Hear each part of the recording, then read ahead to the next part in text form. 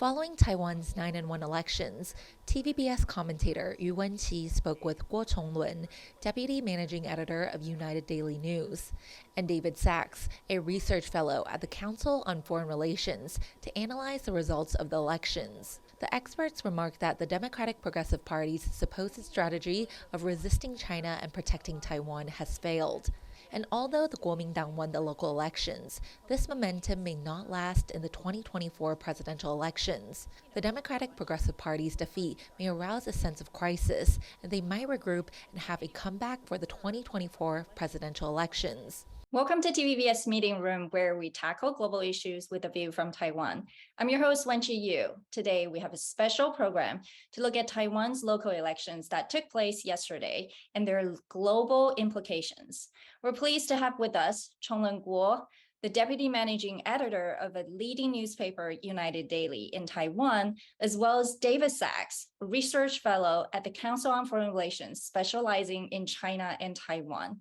He spent a few years at the American Institute in Taiwan, AIT, the de facto U.S. Embassy in Taipei. Welcome. Since it's only local elections, I think the voters care more about local affairs and individual candidates rather than a relation with China, for instance. But this also shows that there's a genuine dissatisfaction toward the ruling DPP. That a lot of analysts in the United States and internationally were far too quick to write off the KMT.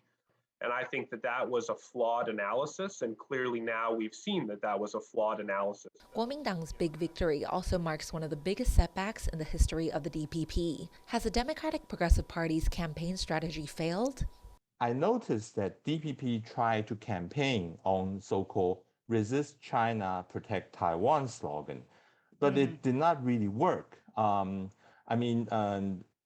This is because I think it had been very successful in 2020 when Tsai Ing-wen ran for her re-election. I think the scare tactics by DPP is not really that effective in a sense. The results of the 9-1 general elections also affect the layout of the 2024 presidential election. The question is, can the KMT continue this momentum? Although KMT is winning, too many people would try to take the credit and seek nomination for the president, which would divide the party. KMT had lost in 2020.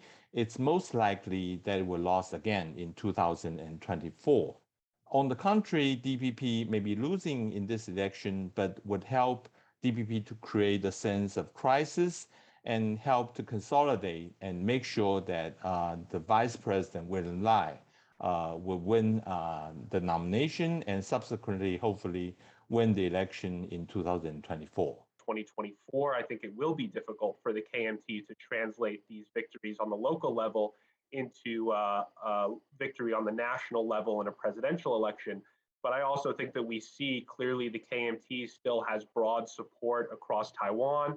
According to Sachs, a research fellow at the Council on Foreign Relations, from an American perspective, the U.S. is not really leaning towards the KMT or the DPP, but the United States does want to see cross-strait relations be handled responsibly. A cross-strait dialogue is preferable to no dialogue because that reduces the chances of miscalculation by either side of the strait. I think the United States wants to be reassured that there will be a continued commitment to raising defense spending, to pursuing an asymmetric defense strategy, to really investing in Taiwan's deterrent. And regardless of which party comes to power, I think the United States wants to see continuity in that regard. Both experts agree that for the upcoming 2024 general elections, the KMT must explain its cross-strait policy, and it will be difficult to please both Beijing and the Taiwanese voters at the same time. The issue of the Taiwan Strait will still be the key to winning the 2024 elections. Jennifer Dia, TVBS World Taiwan.